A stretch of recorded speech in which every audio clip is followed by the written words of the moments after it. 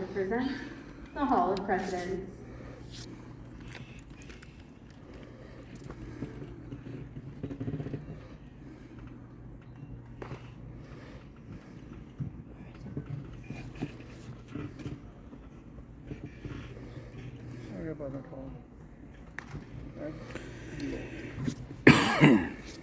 This program is dedicated to the memory of Walt Disney. In 1971, his love for America inspired the creation of the Hall of Presidents, a place to celebrate the optimism and goodwill he saw at the heart of the American story. Walt's vision was to honor the nation by honoring the American presidency.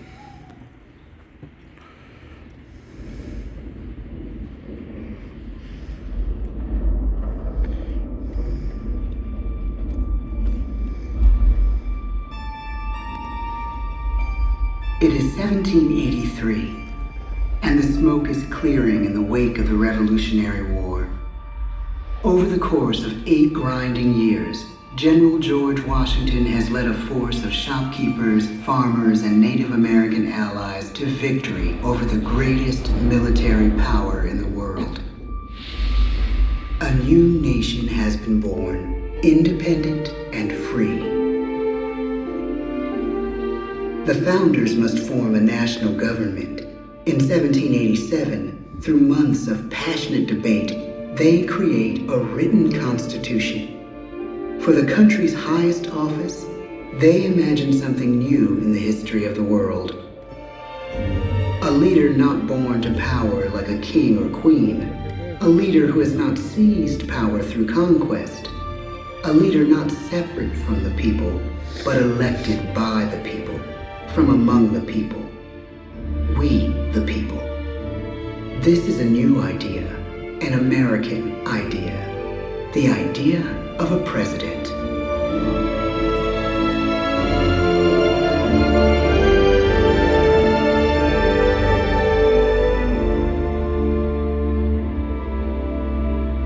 The people don't know exactly what a president will be, but there is little doubt who it will be. George Washington's stature and bearing have marked him as a leader.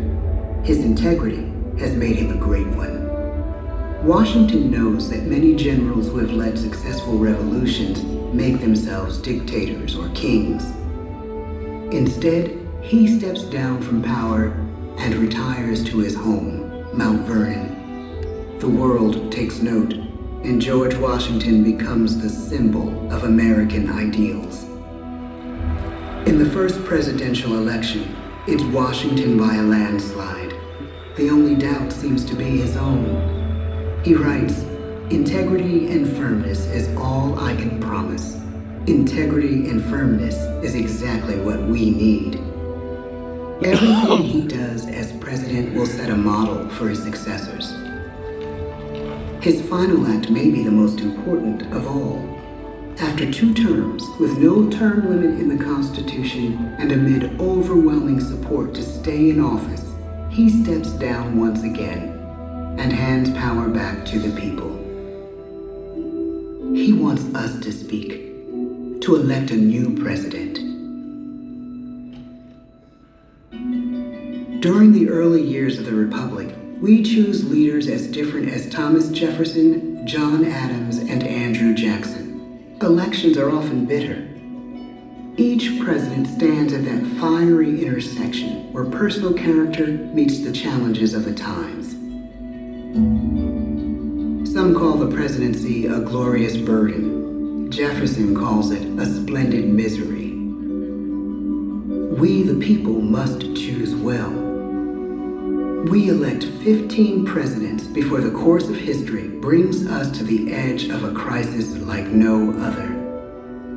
A nation born of freedom still permits slavery. As the country pushes west, will new states be slave or free? The question produces bitter conflict. The issue rocks the election of 1860 and brings Abraham Lincoln onto the national stage. The tall, lanky, some say uncouth candidate from Illinois is a master of words at a time when speeches are printed in full for people to read. A house divided against itself cannot stand, he has said. With Lincoln's election, the House does indeed divide. Civil War. 11 states secede from the Union. The war becomes a defining passage in the American story. The president's own inner strength and depth of character changed the course of history. Lincoln had come up the hard way on the American frontier, desperately poor, with less than a year of formal schooling. His early years were scarred by tragedy, the death of his mother, his sister, his first love. He struggles with depression, but never loses his determination to rise above it. He once said he's driven by a desire to leave the world a little better place for having lived in it. The war rages. Lincoln fights to preserve the Union and end slavery. Neither is a sure thing. At Gettysburg, Pennsylvania, 6 months after one of the bloodiest battles of the war, the president dedicates a cemetery to the thousands of soldiers who died there, in words we can never forget.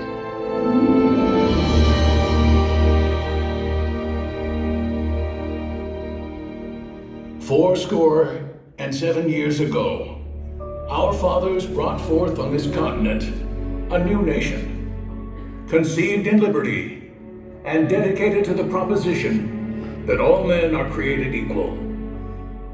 Now we are engaged in a great civil war, testing whether that nation or any nation so conceived and so dedicated can long endure.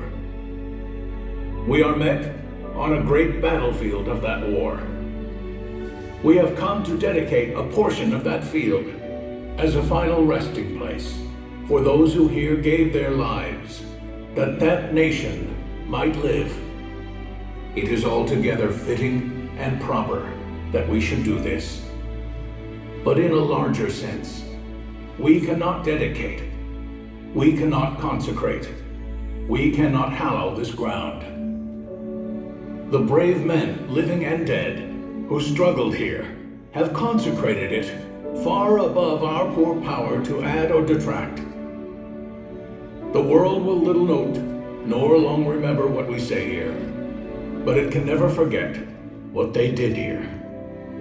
It is for us, the living, rather, to be dedicated here to the unfinished work, which they who fought here have thus far so nobly advanced.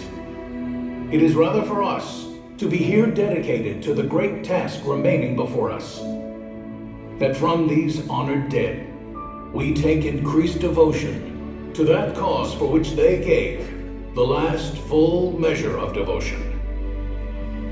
That we here highly resolve that these dead shall not have died in vain, that this nation, under God, shall have a new birth of freedom, and the government of the people, by the people, for the people, shall not perish from the earth. The blood of over 500,000 Americans is spilled in the Civil War.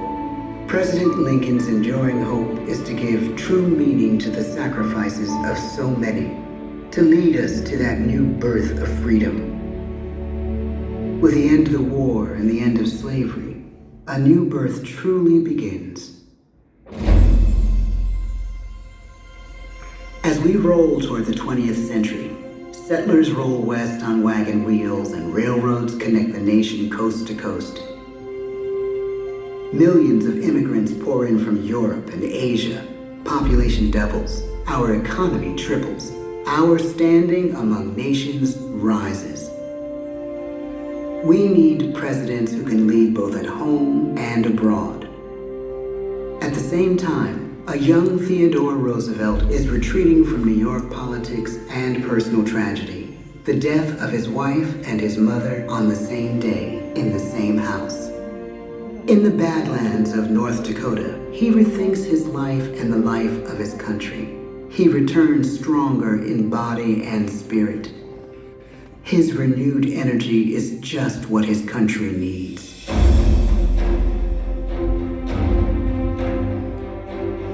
American industry is booming, but social tensions are rising.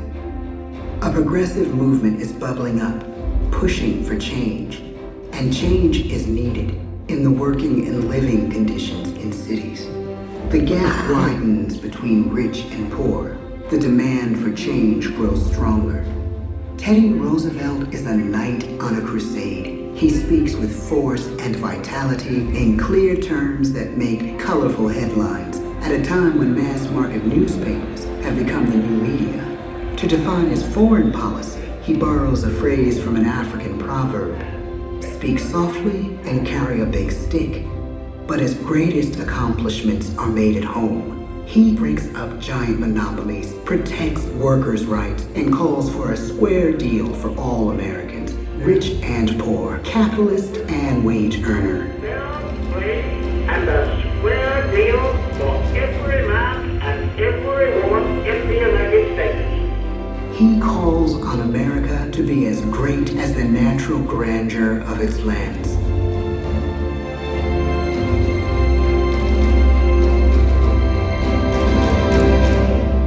Keep your eyes on the stars and your feet on the ground, he tells us. And we do.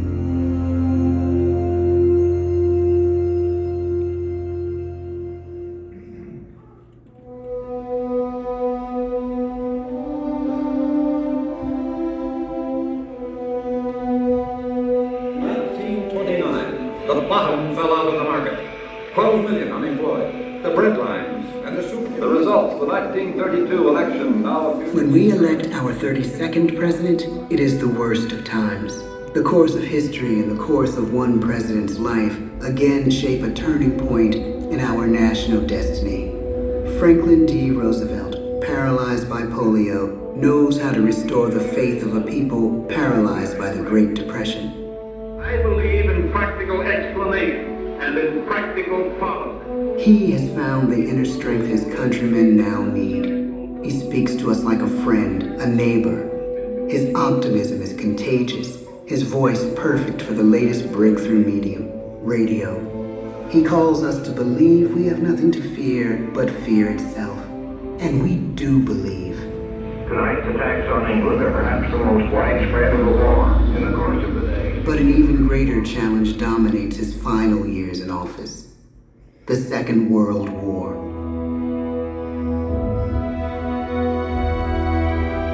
We must be the great arsenal of democracy. This is an emergency as serious as war itself. We stun the world with our production. When bombs fall on U.S. troops in Pearl Harbor, he calls us to fight on the war front and sacrifice on the home front.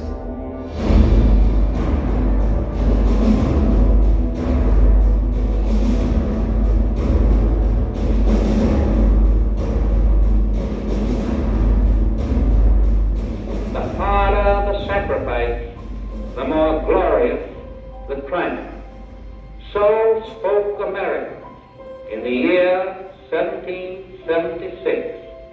So speak Americans today. The world changes. The country changes. And yet, in one sense, what we need most from our presidents has never changed. A guiding vision that calls forth the best that America can be. Will outer space be developed for the benefit of all mankind? Or will it become another focus for the arms race? The choice is urgent, and it is ours to make. Ask not what your country can do for you. Ask what you can do for your country. But really, it's all of us who must overcome the crippling legacy of bigotry and injustice. And we shall overcome. One of the agreements that President Sadat and Prime Minister Begin are signing tonight is entitled A Framework for Peace in the Middle East. Mr. Gorbachev, tear down this wall. You have lost too much, but you have certainly not lost America. I can hear you. The rest of the world hears you. Loving this country requires the willingness to speak out for what is right, to shake up the status quo. That's America. Our presidency is no longer just an idea. It is an idea with a proud history. Ladies and gentlemen, the presidents of the United States of America.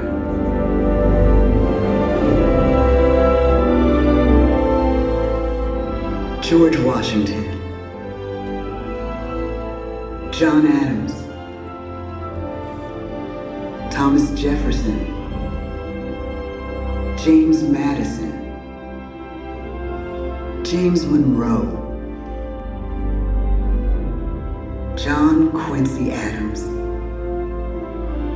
Andrew Jackson,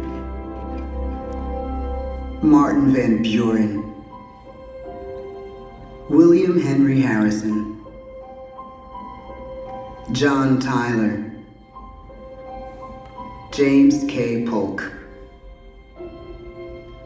Zachary Taylor,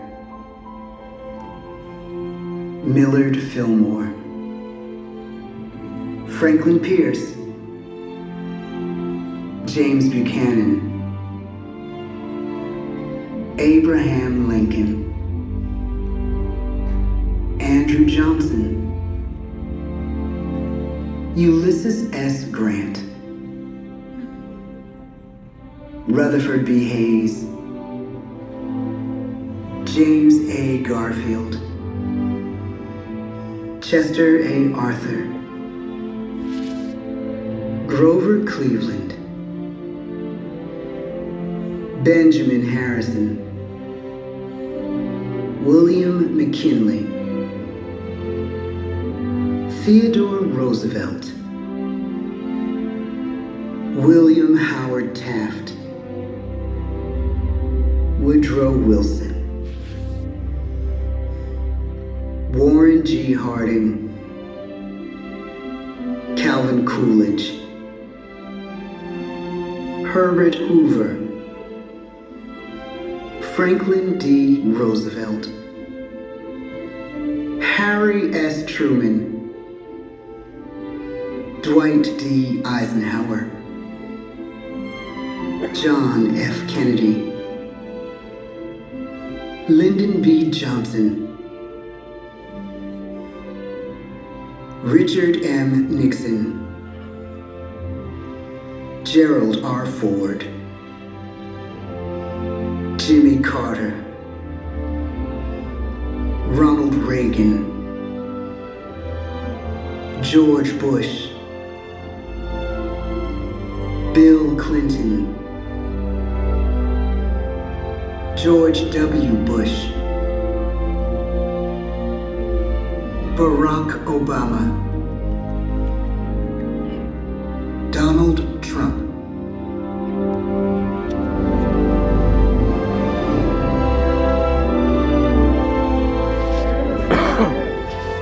And now we come to the present. Once again, we place our trust in the idea of a president, as we have from the beginning. My fellow citizens, no event could have filled me with greater anxieties than that notification on the 14th day of April, 1789, that you had selected me to lead our nation. But it was with the confidence of my fellow citizens that I took an oath. 35 simple words that have been repeated by every American president throughout history. I, Joseph Robinette Biden Jr., do solemnly swear that I will faithfully execute the office of President of the United States and I will, to the best of my ability, preserve, protect, and defend the Constitution of the United States. So help me God. The presidency of the United States is a role unique in the world, an office entrusted to each president by us, we the people. Therein lies the genius of that new idea, now over 200 years old. A new idea our presidents have turned into a great American idea again and again.